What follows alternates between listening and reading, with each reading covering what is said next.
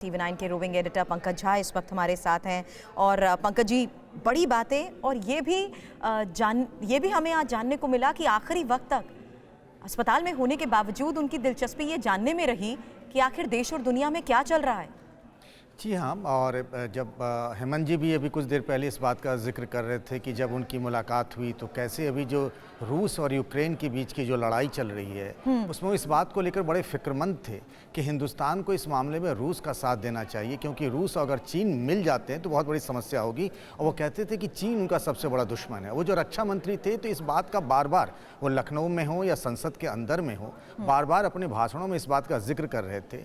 जब परसों मैं अखिलेश यादव से मिला था मेदांता में उनका हालचाल जानने के लिए, तब तो वो आईसीयू में चले गए थे, तभी अखिलेश यादव ने इस बात का जिक्र किया कि कैसे, जैसे अभी जिक्र कर रहे थे प्रोफेसर साहब राम गोपाल जी की लालू यादव से हमेशा बातचीत जारी रहनी चाहिए, 2024 के लोकसभा चुनाव को लेकर किनसे किनसे क्या बातें होनी चाहिए, किससे किससे मिलना चाहिए, इन सब बातों का जिक्र वो तब भी कर रहे थे जब उनकी स्थिति और उनका स्वास्थ्य बहुत अच्छा नहीं था। बिल्कुल। और शीतल सिंह भी इस वक्त हमारे साथ वरिष्ठ पत्रकार हैं। शीतल सिंह जी, एक बात ये भी पता लगी, भले ही विपक्ष हो या अलग विचारधारा के लोग हों, सबको अभी भी साथ मिलकर संवाद कायम रखना कितना जरूरी है, ये आखिरी वक्त में जाते हुए भी समझा गए। बहुत बड़े राजनीतिक व्यक्तित्व थे नेताजी, और हम लोगों को उनके पूर्वार्ध में उनके साथ काम करने का मौका मिला। आपके हेमंत जी और मैं उस समय लखनऊ में थे, और हम लोगों का बहुत अच्छा साहचर्य था उनसे। बाद में मैं दूसरे कामों में लग गया तो बहुत वो नहीं बना रहा, लेकिन उन 4 सालों में था जब उनका अभ्युदय हुआ है, आप कह सकते हैं, जब वो 89 में मुख्यमंत्री बने। और उस समय वो उस चीज का प्रतिनिधित्व कर रहे थे जिसको लोहिया जी ने जिसकी कल्पना की थी, उसको वो साकार कर रहे थे।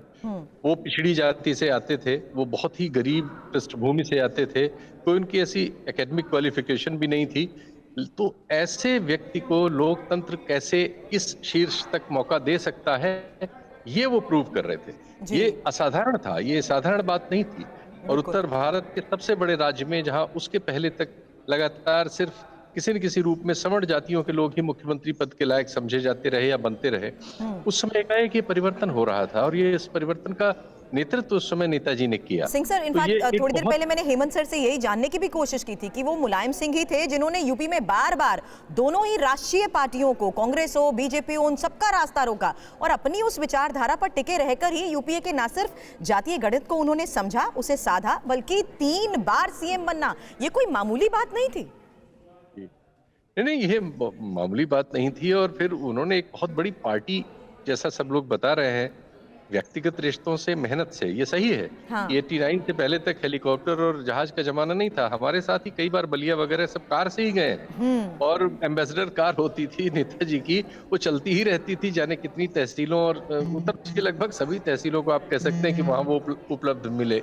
तो नेताजी ने बहुत मेहनत करके इस सफलता को अंजाम दिया और इस मुकाम तक पहुंचाया, जिसका प्रतिफल आज उनके परिजन या उनके राजनीतिक समर्थक लोग, उसका लाभ उनको मिल रहा है। और एक बहुत बड़ी ताकत समाजवादी पार्टी उत्तर भारत में और खासकर उत्तर प्रदेश में है, और हमेशा है, हर चुनाव में है। बिल्कुल सही कह रहे हैं सर आप। और समाजवादी पार्टी सांसद एसटी हसन साहब भी हमारे साथ हैं। हसन साहब, सफाई से तस्वीरें देखें तो लोगों का रो रो कर बुरा हाल हो चुका है, और वो तो ये भी कह रहे हैं कि अब नेता और जनता के बीच की दूरी बहुत ज्यादा बढ़ गई। यकीनी तौर पे कब तक हम लोग अपने आंसू छुपा सकते हैं। हमें तो जाहिर ऐसा महसूस होता है कि जिस तरह से एक बाप का साया उठ जाता है, इसी तरह से नेताजी आज हमारे बीच में चले गए। हमारी सिर्फ क्षति जो हमारी नहीं बल्कि पूरे देश की हुई है, समाजवाद की हुई है। देश जिन परिस्थितियों से गुजर रहा है, नेताजी को इसका रहना इसका बहुत जरूरी था। ऊपर वाले की यही मर्जी थी। हम सब लोग दुआ करते हैं कि अल्लाह पाक उनको जन्नतुल फिरदौस में आला मुकाम अता फरमाए। पंकज झा भी इस वक्त हमारे साथ हैं। पंकज जी, अब जिस तरीके से असाधारण फैसलों को लेकर राष्ट्रपति की तरफ से भी जिक्र किया गया, नरेंद्र मोदी ने भी अपनेपन को लेकर याद किया, एक बड़ी बात यह है कि आज भी इसीलिए उनके अंतिम संस्कार को लेकर ही सफाई ले जाने का फैसला किया गया है, ताकि अपनों के साथ ज़मीनी स्तर पर जिस तरीके से उन्होंने शुरुआत की, वहीं उन्हें अंतिम विदाई भी दी जाए।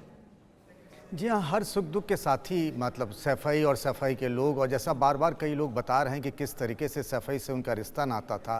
और सैफई के बारे में जो कहा जाता है पूरे हिंदुस्तान में, कहा जाता है ना कि मुख्यमंत्री जिस गांव का जिस इलाके का होता है वहाँ का विकास कैसा होगा, तो सैफई का बार बार जिक्र आता है। आज आप सैफई जाएंगे तो सैफई पहचान में नहीं आता कि सैफई कौन सी, वो एक गाँव वाली जगह जहाँ की ग्रामीण पृष्ठभूमि से निकल कर मुलायम सिंह यादव मुख्यमंत्री बने यूपी के 3-3 बार, 5 साढ़े 5 दशकों तक का राजनीति का उनका सफ़र रहा।